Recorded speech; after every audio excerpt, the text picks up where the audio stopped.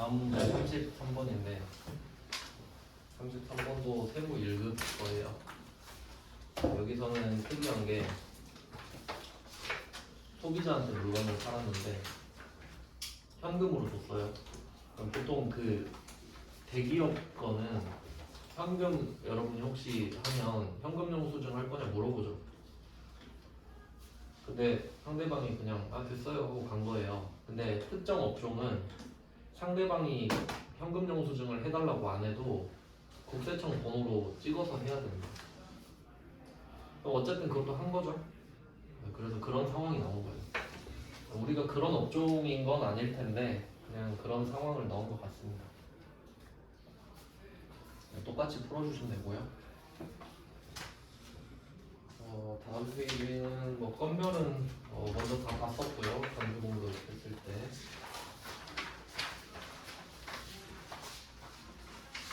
네, 그다음 12페이지. 요거 마지막 문제를 편집을 잘못했네요. 수출에서는 환율이 나올 확률이 좀 높죠. 포인트를 짚어가면서 좀 보겠습니다. 42번부터 볼게요. 수출을 하는 겁니다. 수출은 그 선적이라는 말이 보통 나오죠. 배에다가 실었다. 비행기에다가 실은 기적이고요. 배에다 실은 선적이고 그래요. 그럼 선적일 환율을 쓰잖아요. 그럼 이때 환율이 엔화 나오죠. 엔화. 이게 그 이렇게 Y자로 생긴 거 있잖아요. 이게 그 엔화도 되고 위안도 되는데 여기서는 뭐 야마모토니까 일본 엔화겠죠. 그럼 일본 환율 같은 경우는 항상 100엔 단위로 나오거든요. 근데 환율이라는 건 교환 비율이기 때문에 우리가 항상 100엔 단위로 사고 파는 건 아니잖아요. 그러니까 이때 환율은 10원이라고 하셔야 돼요. 10원. 환율을 옆에 따로 써도 돼요. 엔화 나오면 잘 모르면 헷갈리니까 그러니까 정확하게는 이렇게 돼야 맞죠. 1엔당 10원. 1엔당 10원이니까 100엔에 1000원인 거죠. 이 정도 이렇게 해놔야 계산하기가 좀 편하거든요. 그럼 이게 무슨 말이냐면 우리가 야마모토한테 30만 엔을 팔기로 했잖아요. 근데 오늘 환율이 10원이죠. 그럼 둘이 곱하면 되죠. 30만 엔 곱하기 10원 하면 300만 원어치 팔기로 한 게 된다. 이렇게 하시면 돼요. 환율이니까. 그 다음은 43번 문제입니다. 세계 1급에 나오는 문제죠. 43번은 미국 ABC사 제품 직수출했다. 이때 그 기준 환율이랑 대고객 매입률이 있죠. 환율 때 회계 1급 때 좀 자세히 했던 것 같은데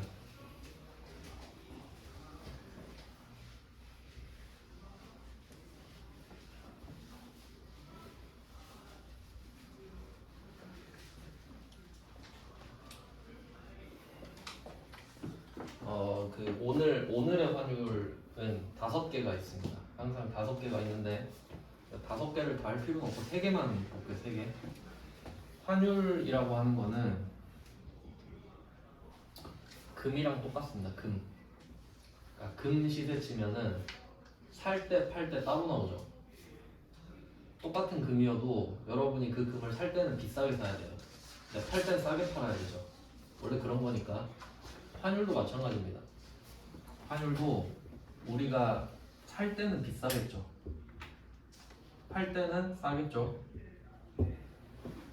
근데 은행 가가지고 오늘 환율 얼마예요? 라고 물어보면 살 때는 얼마고 팔 때는 얼마고 이렇게 말하진 않고 그냥 이 두 개 평균 구해서 중간값이라고 해도 되고 평균이라고 해도 되죠. 이때 이 중간에 껴있는 게 기준 환율이에요.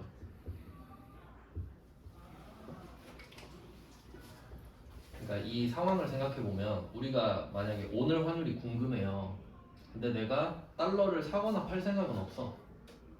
근데 그냥 궁금하다고. 오늘 얼마 정도 하지? 그러면 살 때랑 팔 때랑 중간이 기준 환율이 되는 거죠. 말 그대로 기준이니까. 여기 의미 부여를 좀 해보면 기준 환율은 가짜입니다. 이 환율로 거래되진 않잖아요. 근데 살 때 팔 때는 어때요? 진짜죠. 요 정도 구분을 할 줄 아셔야 된다면.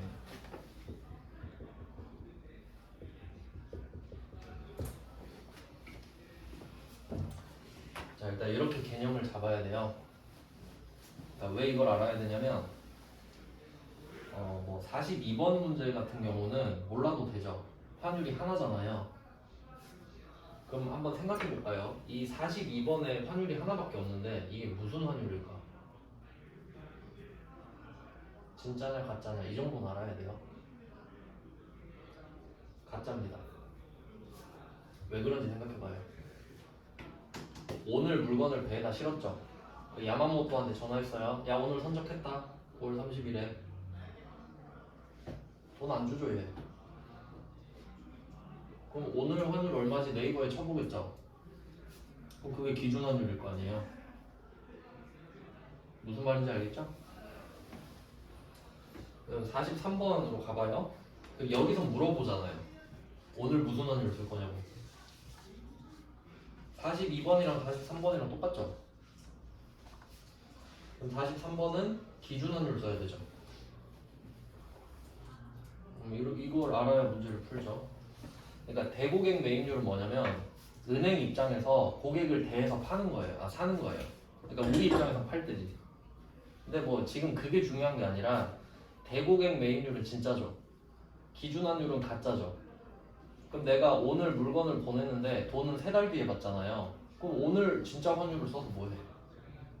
안 받는데. 그럼 대충 오늘 얼마지? 네이버 쳐보고 그 금액으로 대충 때려 놓는다는 거지. 그래서 가짜입니다. 그 다음에 44번.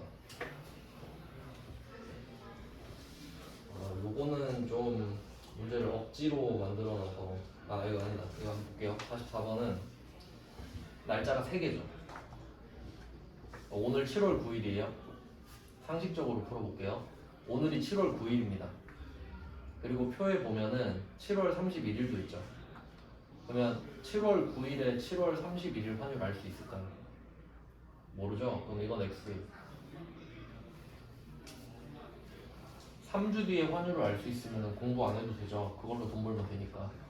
절대 불가능한 이야기입니다. 이거는 필요가 없는 이야기고.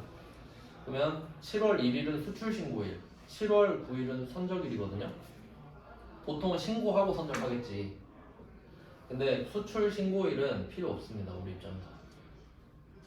그러니까 배에다 실어야 수출하는구나 이러지. 신고하고 선적 안 해버릴 수도 있으니까 선적일만 써요. 우리는 수출 신고일을 쓰는 일은 없습니다. 그러니까 지금만 안 쓰는 게 아니라 절대 안 써요. 그러니까 장난을 치는 거죠. 이렇게. 네, 뭐 이 정도는 푸실 수 있어야 되고. 그 다음은 45번.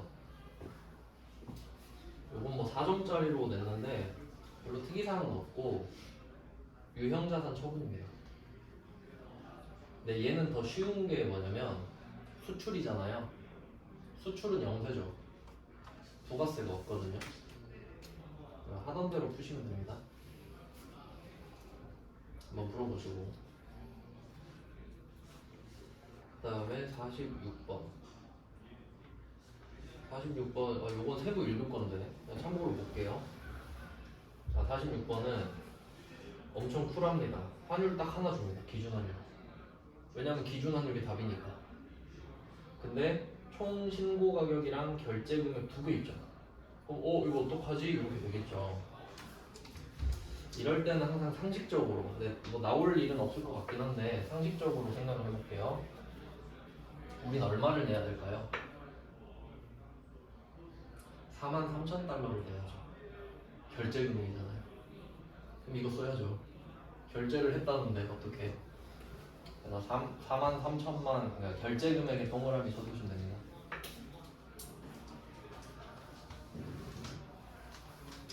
그러니까 이렇게 해석하면 될 것 같은데, 신고했을 때는 4만인데 결국 결제는 43,000이 되었다. 뭐 이런 느낌이면 그럼 상대방이 43,000을 요구한 거겠죠. 뭐. 그냥 참고만 하세요. 세무 읽을 거니까. 그다음에 47번. 요게 좀 이상한 문제인데 상식적으로 생각해 볼게요. 그 47번 문제 보면 박스가 하나 있는데 박스 안에 표가 있고 표 밑에 보시면 이와 관련하여 적용된 환율은 다음과 같다라고 써 있고요. 기준 환율이랑 원화로 환전된 환율은 같다고 가정한다 돼 있죠. 말이 안 되잖아요. 절대 같은 날의 기준 환율과 그러니까 환전된 환율은 진짜 환율이잖아요. 이 두 개가 같을 수가 없죠. 그래서 사실 억지인데 그냥 풀어봐라 이런 거 아니겠습니까? 그리고 문제 세 번째 줄 보시면은 기업 회계 기준에 따라 이거 표시할게요. 기업 회계 기준. 이게 다릅니다. 부가가치세법상 환율을 계산하는 방법이랑 기업 회계, 그러니까 기업 회계라고 하면 우리가 지금 쓰고 있는 회계 기준을 말하는데 그 일반 기업 회계 기준입니다. 정확히 말하면 그 기업 회계 기준에 따르면은 그 선적일 있죠. 선적일 환율 있잖아요. 기준 환율 그걸 곱하거든요. 그러니까 사실 이런 전제가 없어도 답은 똑같아요. 그래서 결과적으로 무슨 말 하냐면 이게 회계 1급 건데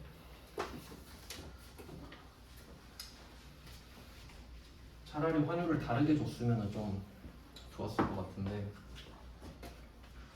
5만 달러 팔았잖아요.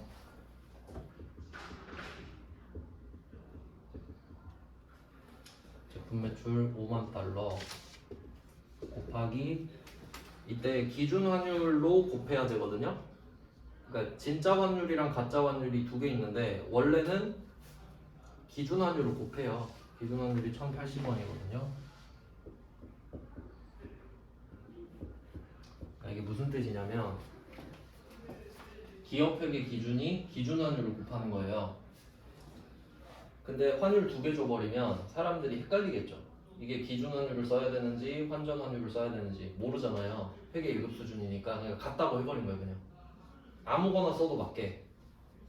그럼 뭘 곱해도 1080 아닙니까? 그러니까 찍어도 맞게끔 해놓은 거라고. 근데 우리는 기준 환율을 곱해야 된다고 아셔야 돼요. 기업 회계 기준 거는 부가세 기준은 또 다릅니다. 그러니까 맞히게 하고 싶었던 거지. 근데 다 버렸을 것 같긴 한데. 자, 그럼 일단 제품 매출은 이렇게 찍혀요. 근데 이 중에 3만 달러는 지금 오늘 돈으로 들어왔거든요. 3만 달러. 그럼 이게 보통 예금으로 들어와요.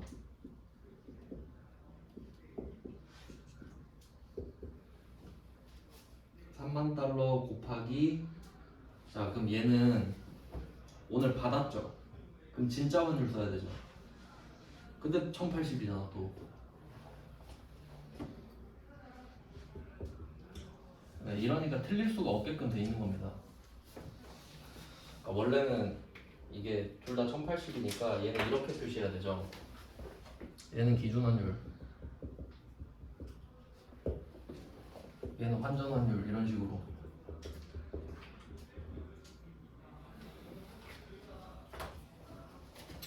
그리고 나머지는 못 받았으니까 외상 매출금.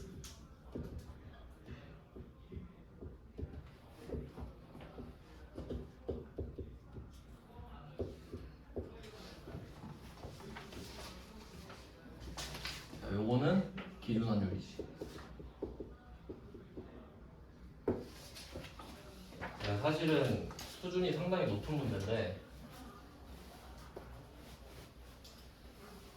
회계 1급에 내면 안 되는 문제인데 회계 1급에 내려고 환율로 억지를 부린 겁니다. 왜냐면 이게 안 맞아버리면 부가가치세법이랑 회계기준 구하는 법이 다르거든요. 그 차이가 외환 차익이 나버려요. 외환 자손이나.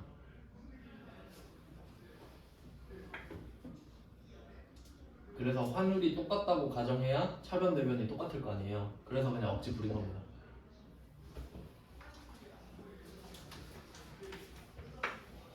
그냥 이런 문제가 있었구나 참고만 하시면 될 것 같아요.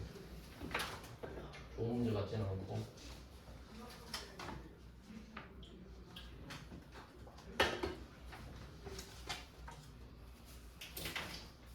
다음은 48번은 짧았네요.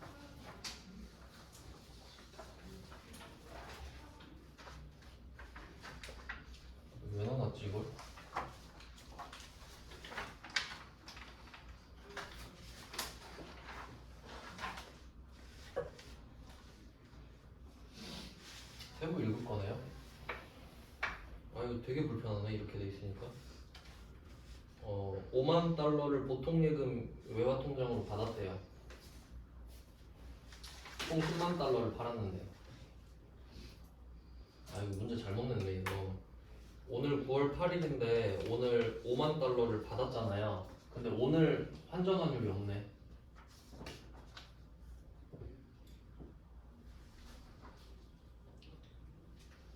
그럼 문제 못 풀죠? 이거 왜 넣어놨지 이거? 요거는 그냥 보류하겠습니다. 세무 읽을 거니까. 세무 읽을 거는 뭐 요 정도 보시면 될 것 같아요. 나머지는 다 몰려놓을 테니까 확인만 해보시면 될 것 같고. 세무 읽음은 그냥 참고용으로 넣어놨습니다. 전부 다 세무 읽음이네요. 나머지는.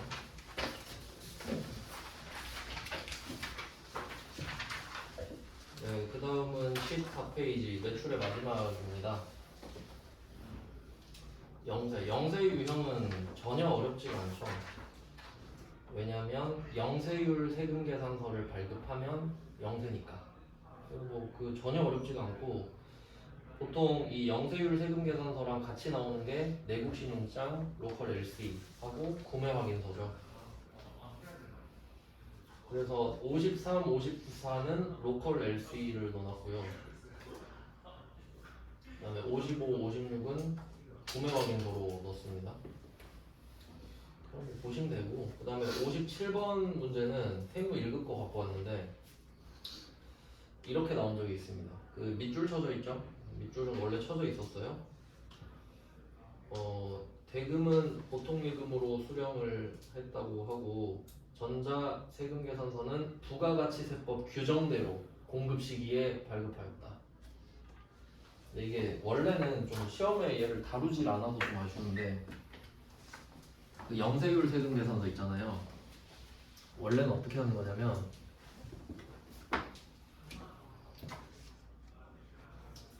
어차피 수입도 해야 되니까 한번 설명을 해드릴게요. 수출국, 수입국 이렇게 물건 보내는 상황인데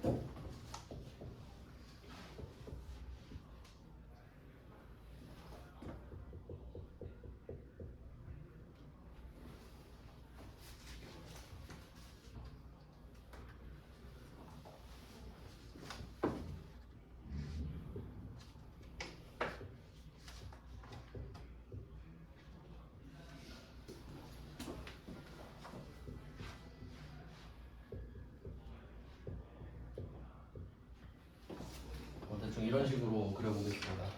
수출국에는 A, B랑 C 은행, 수입국은 세관, B, E 은행 이렇게 해볼게요.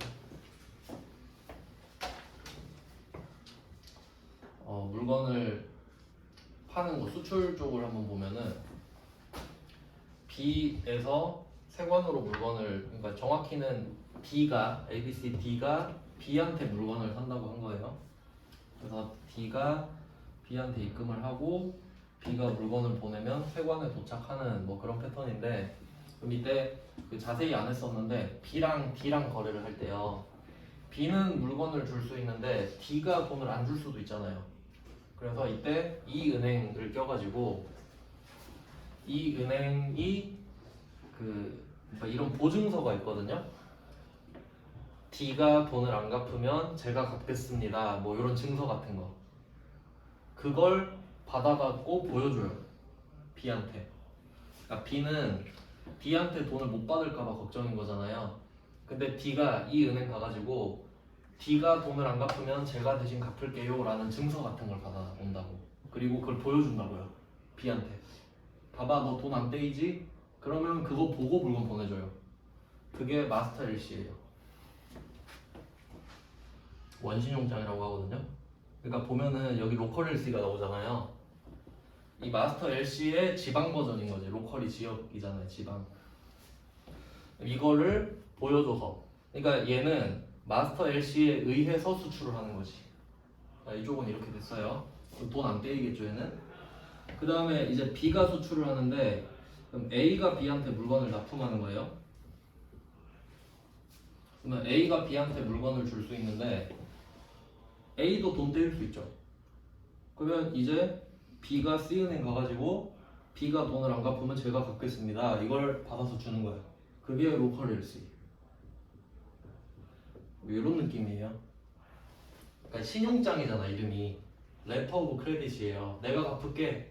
그래 갚을 거지? 하면 주는 거지.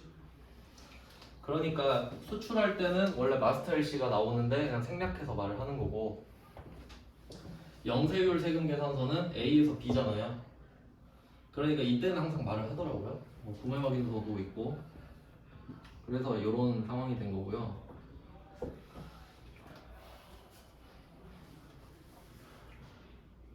뭘 말하려고 했냐면, 그럼 A에서 B로 물건을 파는 거 있잖아요. 이거는 같은 나라죠. 그러니까 우리나라라고 쳐봐요. 우리나라에서 지금 A가 B한테 물건을 팔아요. 그러면 원래 10%입니다. 국내잖아요. 10%로 일단 팔아요. 그럼 10%로 팔았는데 원래 이거 0%잖아요. 그렇게 배웠죠? 그럼 이때 이걸 받아오는 거야. 둘 중에 하나를. 물건을 일단 팔고 그 다음에 이거를 받아서 보여줘요. 뭐 국세청에 보여준다 합시다. 그러면 너 0% 적용 대상이구나 해서 이걸 취소하고 0%로 바꿔요. 원래 그런 구조예요. 그러니까 영세율 세금계산서를 발급한 행위 자체가 수정 세금계산서 발급이죠. 그러니까 10%를 취소하고 0%를 같이 가니까 항상. 근데 그걸 내진 않더라고요. 참고로 알아두세요. 참고로. 아예 모르는 것보단 낫겠지. 그러니까 B가 수출업체예요. A는 B한테 물건을 납품하는 업체지. 그러면 A도 거의 수출에 가깝잖아요.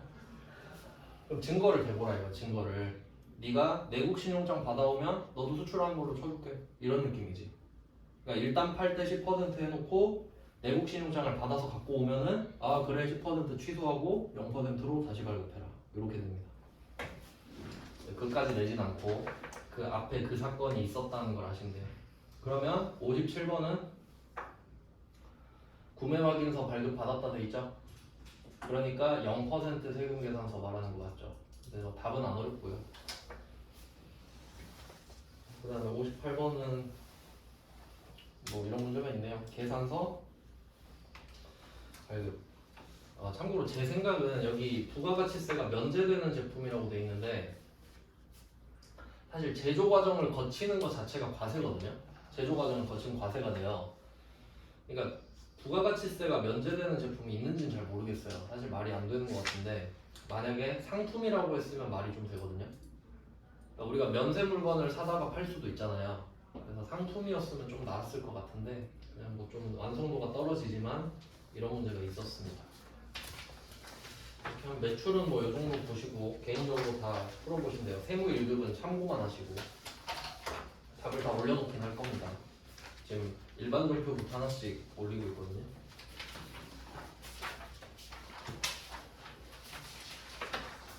그 다음은 매입이죠. 매입은 불공 위주로 봤었는데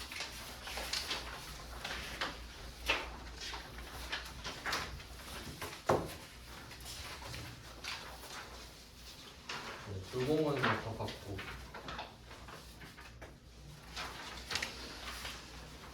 매입 과세부터 쓱 훑어보겠습니다. 특이한 부분만 볼게요. 6페이지부터가 매입 과세인데 뭐 앞쪽은 회계 1급도 그 염두에 두고 만든 거라서 좀 쉽거든요. 6페이지에 83번은 마이너스가 있는데 그 팔 때 마이너스랑 같은 원리니까요. 그러니까 지금은 샀던 걸 내가 반품하는 거거든요. 그러면 처음에 물건을 샀을 때 세금 계산서를 받았을 거 아니에요. 그럼 내가 반품을 하면 상대방이 마이너스가 찍혀 있는 걸 또 주겠죠. 뭐 그 정도 이해하시면 될 것 같고 마이너스는 직접 차감이고요. 그 다음에 7페이지로 넘어갑니다.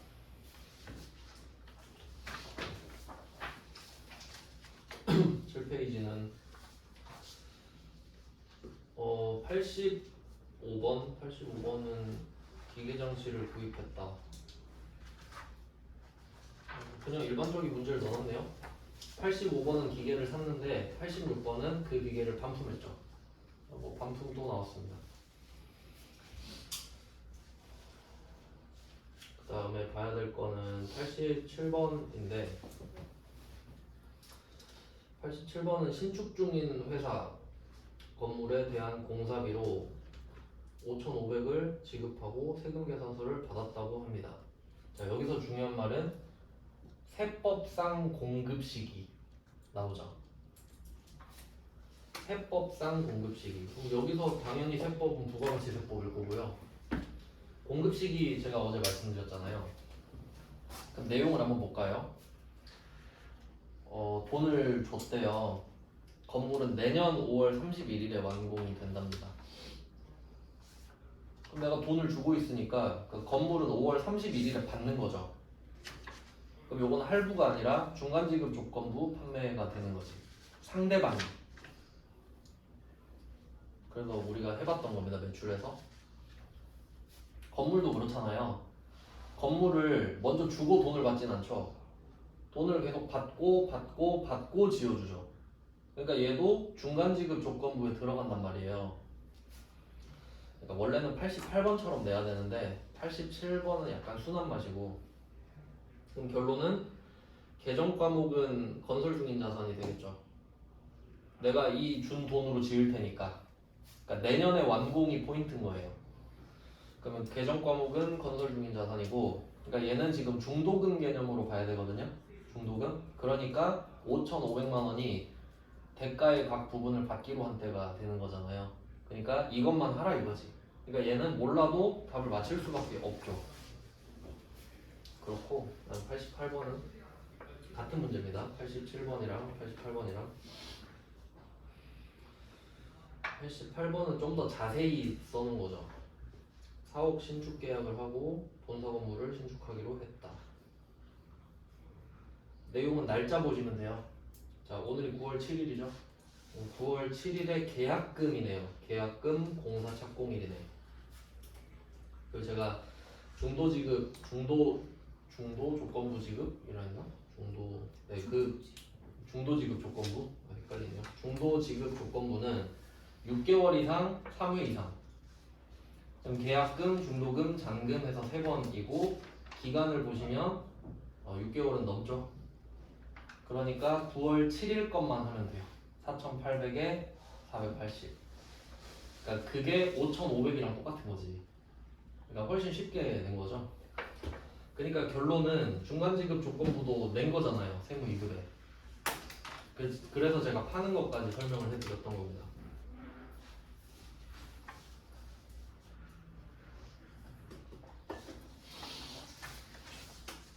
그럼 얘는 건설 중인 자산으로 계속 쌓아두겠죠.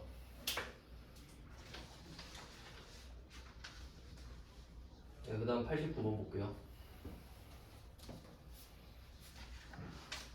89번은 여기서는 그 10회 이것 때문에 넣었거든요. CCTV를 설치를 했는데 계정 과목은 시설 장치라는 걸 따로 만들어 놨나 봐요. 회계 1급 겁니다. 그러면 물건을 지금 330만 원이 총액인데 현금을 30만 원만 줬어요. 일단 330 중에 30만 원만 주고 그럼 300 남았죠. 이걸 10개월 동안 나눠서 준대잖아요. 그럼 할부죠 이거.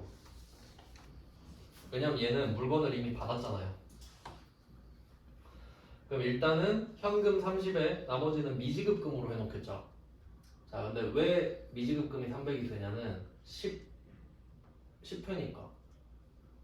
그럼 10회가 아니 2달에 한 번씩일 수도 있잖아요 하면 매달 말이죠. 그럼 매달 말 10회면 10달 동안 나눠서 낸다는 소리죠. 그럼 얘는 장기 할부가 아니죠. 그럼 이게 만약에 12회가 돼버리면 분계가 바뀌어버린다 이거지. 그럼 이거 10번을 쪼개서 해야 되죠. 정확히는 11번이겠지 오늘까지.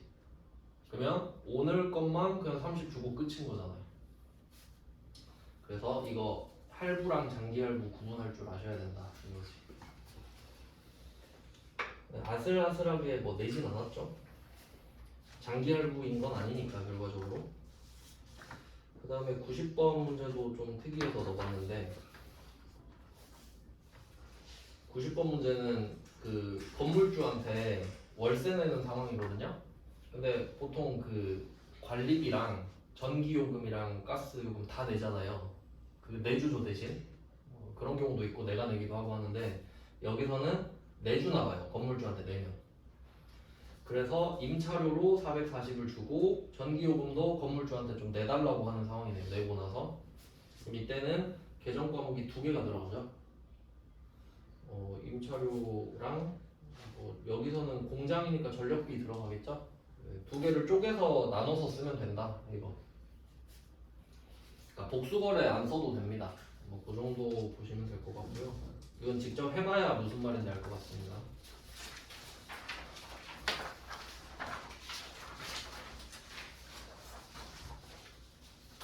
그다음에 8페이지는 이제 자동차가 나옵니다. 91번은 승용차 배기량 998만 표시하시면 되겠고 승용차도 승용차 나름이죠. 그러니까 승용차 중에 배기량이 1000cc 이하이거나 9인승 이상인 건 봐주죠. 그래서 998이니까 얘는 부가세를 돌려받을 수 있다 라고 보시면 되고 91번 문제는 998을 사는 겁니다. 그렇죠? 구입이고 그 다음에 92번 문제는 998을 렌트하는 거죠. 어차피 부가세 돌려받을 수 있겠죠. 998 구입, 998 렌트. 그 다음에 93번 문제는 화물트럭입니다. 화물트럭은 승용차가 아니니까 배기량 인승 상관없이 되죠. 그러니까 화물트럭은 보통 스펙을 잘 안 밝히는데 밑에 포터 써있네요. 네, 부가세 돌려받을 수 있고요. 그 다음에 9페이지는 화물차를 임차했대요. 렌트죠, 임차가. 뭐 이것도 당연히 부가세 돌려받을 수 있고요. 그 다음에 95번입니다. 95번은 지게차 나오는데 지게차는 승용차 아니죠. 화물차로 보시면 됩니다. 지게차는 화물차에 포함이 되고 근데 디테일이 하나 더 추가됐어요. 지게차의 내용 연수가 연장되었다. 이 문제는 답을 한번 써볼게요. 중요한 문제인데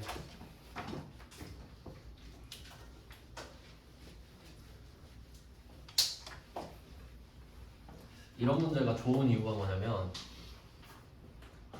세법이랑 회계를 섞어놓거든요. 항상 그 두 개가 섞여 있긴 한데 내가 어느 부분을 모르는지 좀 확인할 수 있는 문제다 보니까 일단 제일 중요한 건 제가 부가가치세 쪽을 먼저 보라고 말씀을 드렸는데 그럼 일단 지게차의 부품을 교체했습니다. 그럼 부가가치세법상으로 생각하면 화물차에 대해서 부가세 내는 거는 돌려받을 수 있죠. 세금 계산서를 받았는데 그럼 일단 51번 과세가 나와야죠. 난 부가세를 돌려받을 수 있다. 이걸 먼저 확인을 해요. 그 다음에 명분이 뭐냐 이거지. 명분이 뭐냐? 수리했다 이렇게 나오죠. 근데 수리도 수리 나름 아닙니까? 자본적 지출이 있고 수익적 지출이 있잖아요.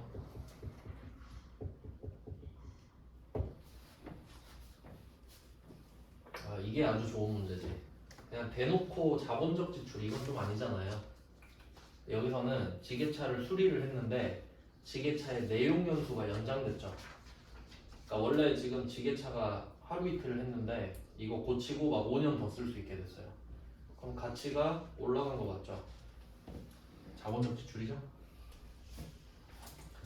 내용 연수 연장에다가 자본적 지출이라고 써주시면 되죠. 그러면 자본적 지출에 해당이 되면 지게차도 자동차잖아요. 그럼 얘는 차량 운반고가 되겠고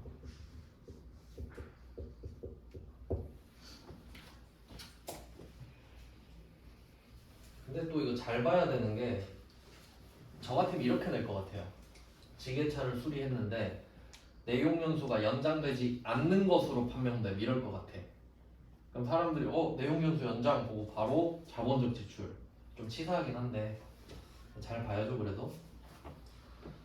그럼 수익적 지출이죠. 그러니까 여기서 중요한 거는 수리라는 말이 나오잖아요. 수리라는 말 자체로는 판단할 수 없어요. 수리를 하고 어떻게 됐는지를 알아야 회계 처리를 할 수 있는 겁니다. 그럼 만약에 수익적 지출이면 500번 수선비가 되죠. 아, 차량 유지비구나. 지게차니까. 차량 유지비.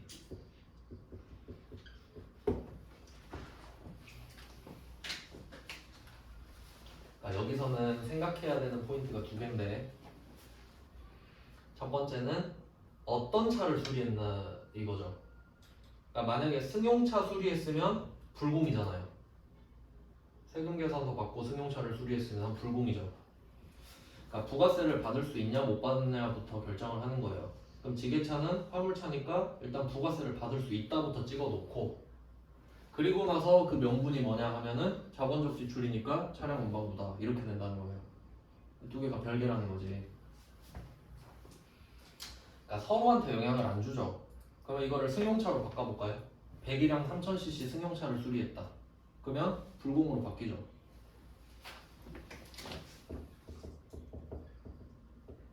근데 내용 연수가 연장됐대요. 차량 운반은 똑같죠. 그러니까 아예 별개라고. 부가세를 받냐 못 받냐, 자본적 지출이냐 수익적 지출이냐, 그러니까 입체적으로 생각할 수 있어야 돼요. 네, 그리고 혹시 모를까봐 지게차는 구입 당시에 차량 운반부로 해놨다. 엄청난 배려가 느껴지죠. 그러니까 차량 운반부로 하란 소리잖아요. 그 다음에 96번도 봐야 됩니다. 이것도 뭐 비슷한 문제 말씀드렸던 것 같은데 아주 좋은 문제인 것 같아요. 얘도. 그러면 96번도 한번 볼게요. 부가세를 받을 수 있나 없나부터 보거든요. 그럼 이때 종이 세금 계산서를 받았고 제조부 직원 식사, 그럼 부가세 돌려받을 수 있죠? 51번 과세입니다. 왜냐면 지금 51번 과세를 하고 있기 때문에. 그럼 이게 직원의 식사니까 부가세를 돌려받을 수 있는 거죠. 그리고 나서 개정 과목은 복리후생비가 될 텐데 얘는 카드가 또 들어갔죠. 카드. 그럼 뭐 결제는 미지급금으로 하면 되겠고, 이런 디테일 앞에서 한번 했었죠. 그러니까 세금 계산서가 불공이라는 유형을 만들고, 하지만 분계는 카드 결제니까 미지급금이고, 이렇게 들어가는 거죠. 미지급금 신한카드. 그리고 얘도 상황 바꿀 수 있죠. 지금 제조부 직원 식사인데 제조부의 거래처 식사가 될 수도 있죠. 내가 거래처 밥 사줄 수도 있잖아요. 그럼 그렇게 되면 불공이 돼버리죠. 세금 계산서에 접대가 붙으니까. 하지만 결제 수단은 안 바뀌죠. 세금 계산서가 받쳐주니까 불공은 유지가 되는 거잖아요. 근데 혹시 접대를 했는데 종이 세금 계산서가 없다 그러면 일반 종표로 가버리고, 뭐 그런 디테일들이 있었죠. 네, 나올 때마다 조금 생각을 해보시면 좋을 것 같습니다.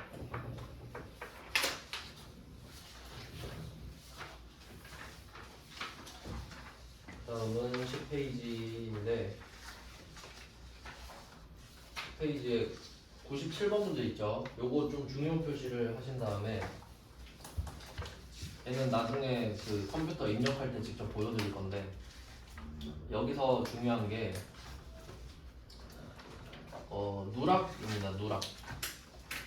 97번 문제 보면은 두 번째 줄에 누락이라고 돼 있죠.